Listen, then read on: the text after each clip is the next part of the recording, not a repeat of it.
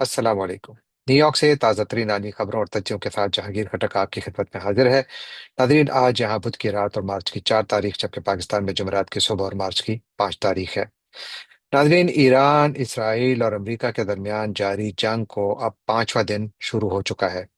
بلکہ یہ شاید کافی تیزی سے چھٹے دن کی طرف چل رہا ہے۔ اور اب تک کم از کم دو چیزیں جو ہیں وہ بالکل واضح نہیں ہیں۔ ایک یہ کہ آخر اس جنگ کے مقاصد کیا ہیں، کیونکہ مقاصد میں مسلسل تبدیلی آ رہی ہے، اور وہ تبدیلی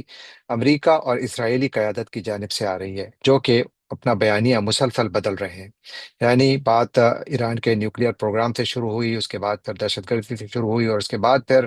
ان کے میزائل پروگرام پر کھڑی ہوئی، اور اس کے بعد پھر اوور آل نظام پر کھڑی ہوئی، اور پھر اس کے بعد ایرانی حکومت کے اپنے عوام پر ظلم جبر کی داستان پر کھڑی ہوئی۔ یعنی ایک جگہ بھی بیانیہ نہیں رکا، بیانیہ تبدیل ہوتا چلا جا رہا ہے۔ وجہ،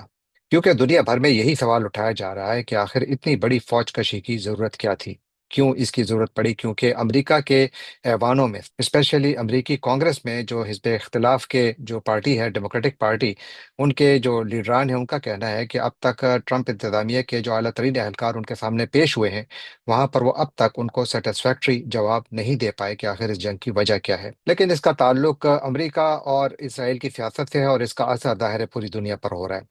دوسرا، اگر یہ جنگ یعنی کسی نتیجے تک پہنچتی بھی ہے، کیونکہ اس وقت واضح نہیں ہے کہ اس کا نتیجہ ہوگا کیا، لیکن اگر ایک نتیجہ ہم یہ اخذ کر لیں کہ ایران میں موجودہ حکومت ختم بھی ہو جائے یا اس کو کر دیا جائے،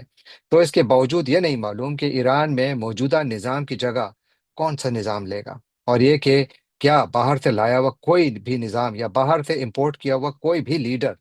کیا ایرانیوں کو قابل قبول ہوگا، اور یہ کہ کیا اس کے نتیجے میں امریکہ، اسرائیل اور ان کے عرب اتحادی وہ سب کچھ حاصل کر پائیں گے جس کی وہ توقع کر رہے ہیں۔ بڑے سوال ہیں، ان کا بھی کوئی جواب نہیں ہے۔ اور پھر ایک اور یہ کہ کیا اس پوری جنگ کے نتیجے میں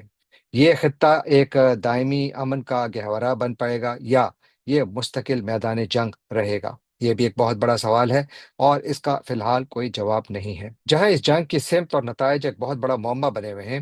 وہیں یہ بھی واضح نہیں کہ کیا اس جنگ کے نتیجے میں وجود آنے والا ایک نیا مشرق وسطی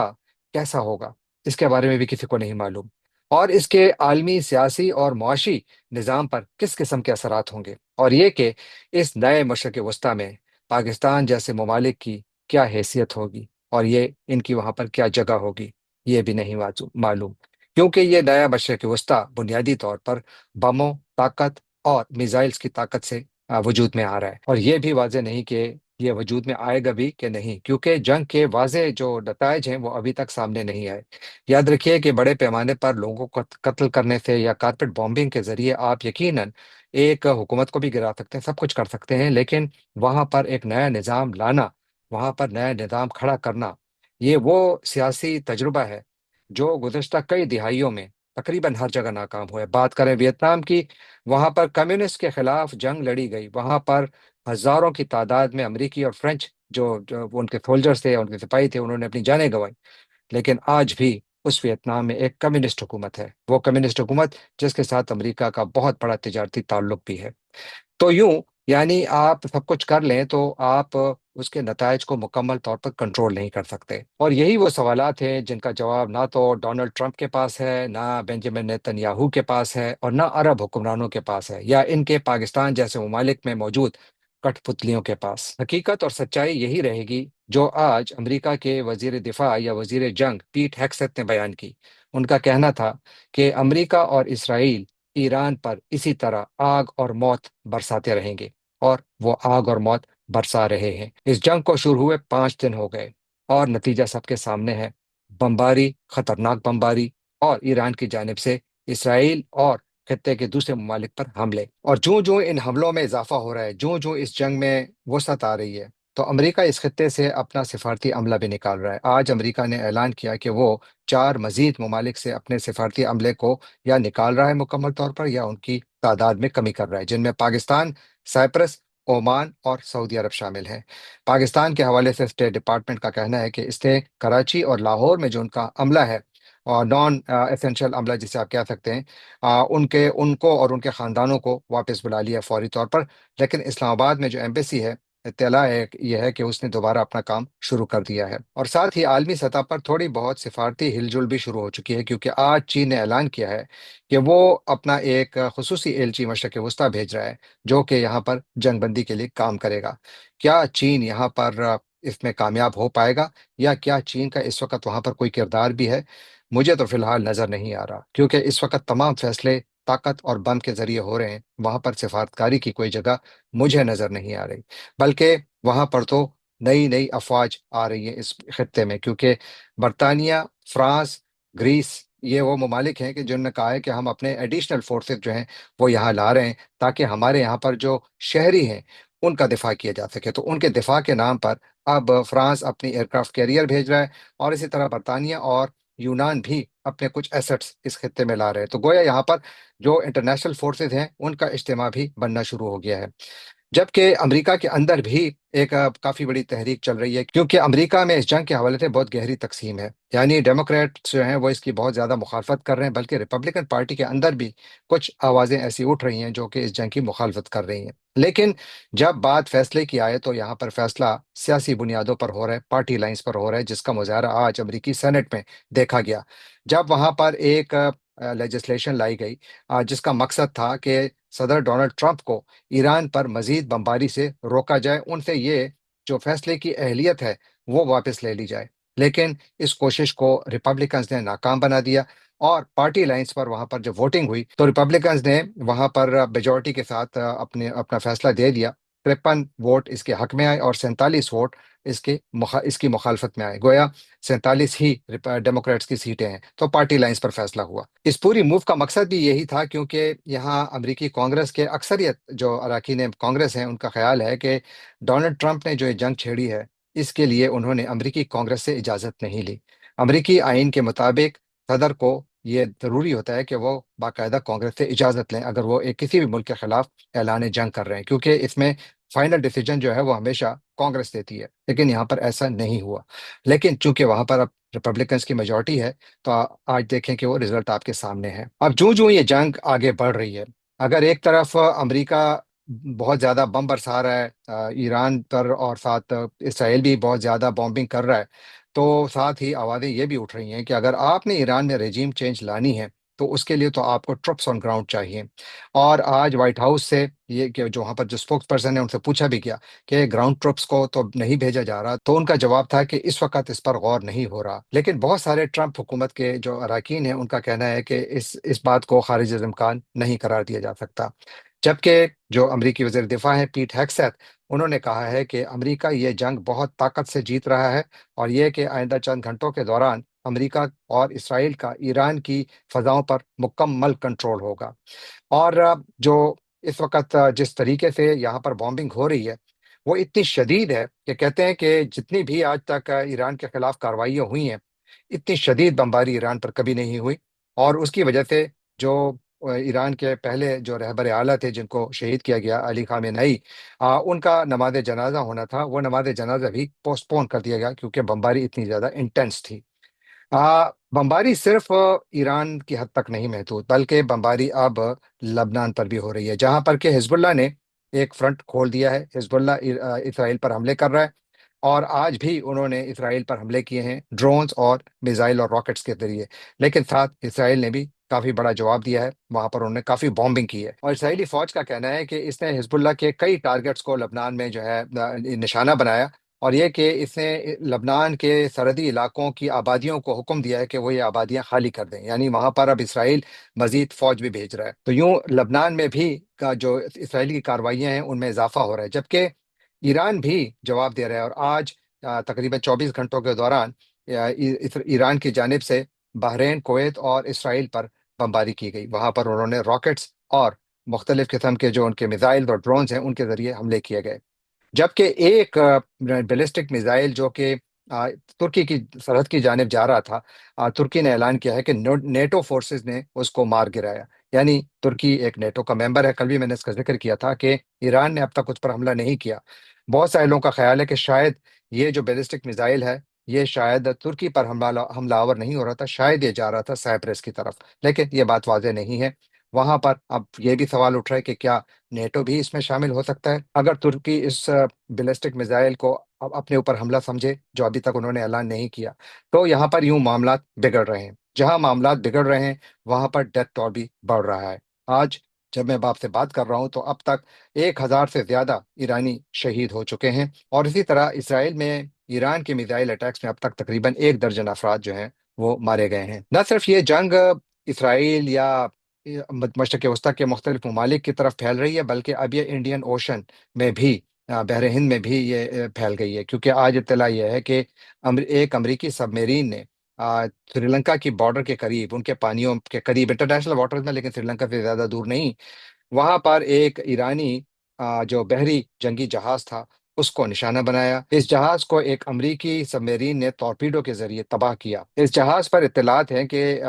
180 ईरानी सेलर्स मौजूद थे, जिनमें से के बकौल श्रीलंकन मीडिया और उनकी हुकूमत कम से कम 80 अफराद जो हैं वो शहीद हुए हैं, और 32 को बचा लिया गया है और बाकियों की तलाश जारी है। तो ये एक बहुत बड़ा वाकया है। इस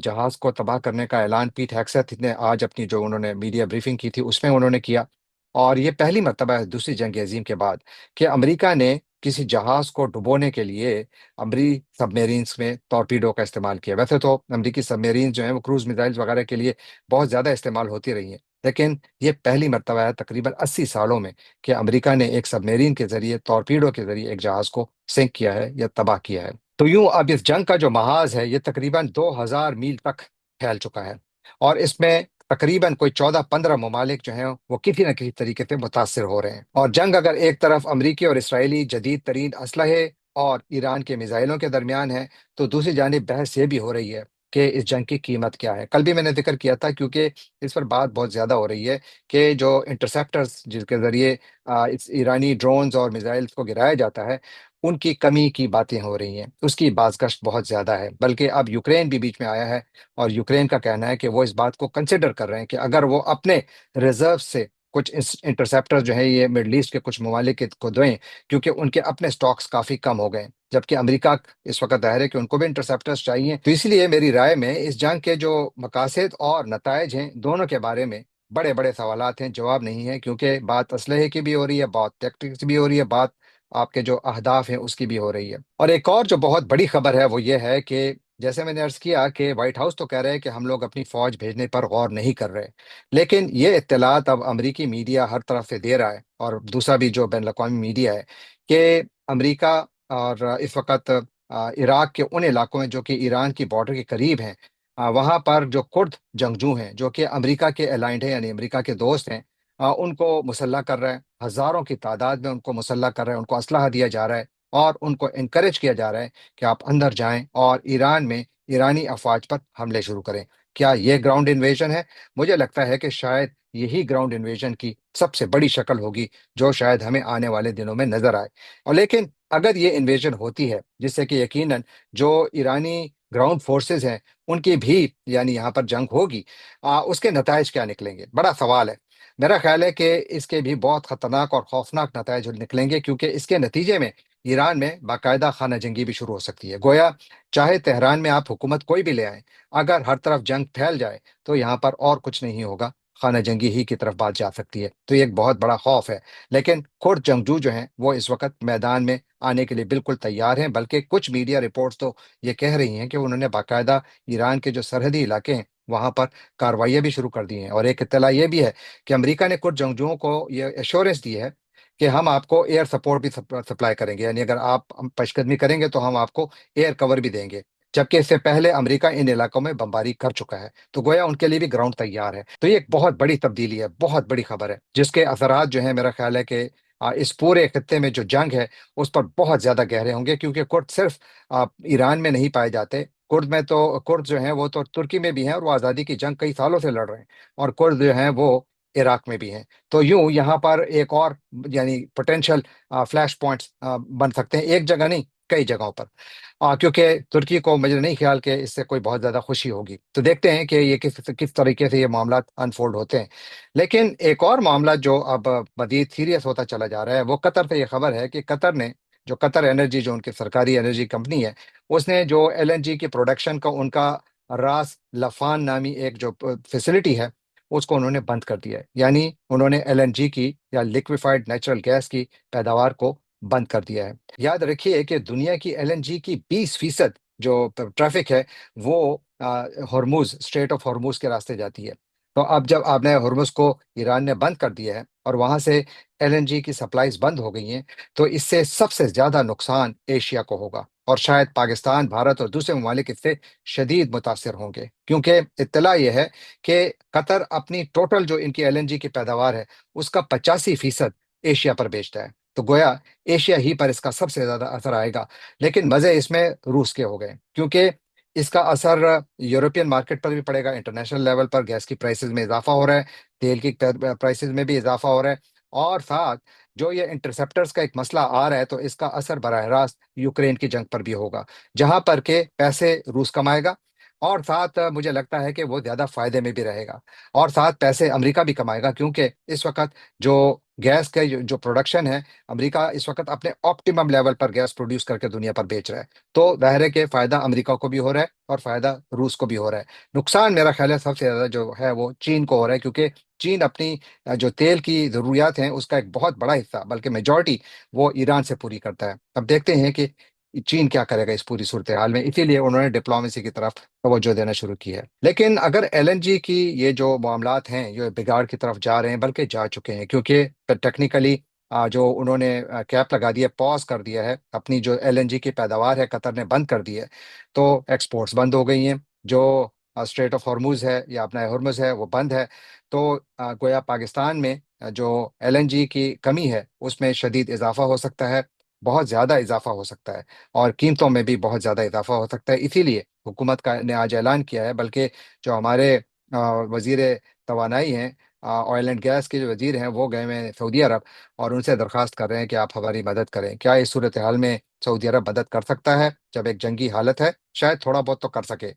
کیونکہ ریڈ سی کے راستے پھر بھی کچھ نہ کچھ آ سکتا ہے، لیکن اوور آل پاکستان کو سب کچھ مہنگا پڑے گا۔ کیا مطلب ہے اس کا پاکستان کی اکانومی کے لیے؟ بہت برا۔ ایک ایسی اکانومی جو پہلے سے سٹرگل کر رہی ہے، اور ایک ایسا ملک جو کہ اس وقت ایک جنگ کا حصہ ہے اور دوسری جنگ کا ٹیکنیکلی حصہ بن چکا ہے، کیونکہ سعودی عرب پر ایران حملے کر چکا ہے، اور پاکستان کو اس ایگریمنٹ کے تحت اس جنگ کا حصہ ہونا چاہیے جو کہ پاکستان نے پاکستانی عوام کی اجازت کے بغیر سعودی عرب کے ساتھ طے کیا تھا۔ تو یہاں پر معاملات جو ہیں وہ بہت زیادہ اس کی سیریس امپلیکیشنز ہیں پاکستان کی اکانومی کے لیے، اور پاکستان میں شاید گیس کی ریشننگ شروع ہو جائے، اسی طرح پیٹرول اور ڈیزل کی ریشننگ بھی شروع ہو جائے، کیونکہ پاکستان نے کبھی اپنے اسٹریٹجک ریزروز کو ڈیولپ کرنے کو توجہ ہی نہیں دی۔ یعنی آپ دیکھیں بھارت میں میرا خیال ہے 35 دنوں کی ان کے پاس گنجائش ہے، ہماری اتنی شاید اتنی نہیں ہے، ہماری کافی محدود ہے۔ ہم نے کبھی بھی اپنے اسٹریٹجک ریزروز کو ڈیولپ کرنے پر توجہ دی ہی نہیں۔ اگر ہم نے دی ہوتی تو ہم اس شوق کو کم از کم اگر 2 مہینے تک بھی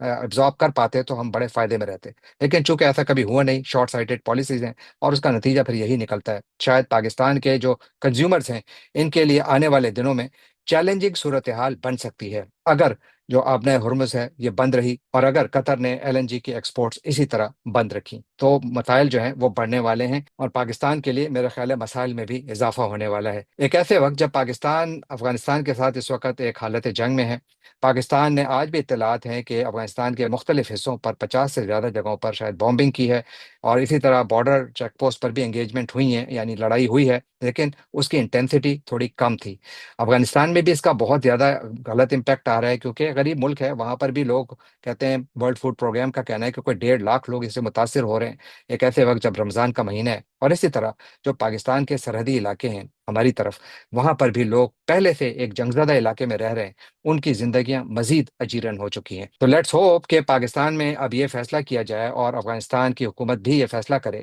کہ شاید معاملات بات چیت کے ذریعے ہی طے کیے جائیں، تو اپنے لوگوں کی زیادہ بہتر خدمت کی جا سکتی ہے۔ یہ جنگ کے ذریعے کچھ بھی حاصل نہیں ہوگا، اگر حاصل ہوگا تو نفرتیں، غصے اور خون، اس کے علاوہ اور کچھ نہیں۔ اینڈ لیٹس ہوپ کہ امن قائم رہے، کیونکہ امن ہی اس خطے میں تمام مسائل کا حل ہے۔ جانے سے پہلے آپ سے ایک مرتبہ پھر درخواست کہ آپ ہمارے چینل کو سبسکرائب کیجیے، لائک کیجیے، شیئر کیجیے، کامنٹ کیجیے، اور بیل آئیکن کو کلک کرنا نہ بھولیے گا۔ آپ کا بہت بہت شکریہ۔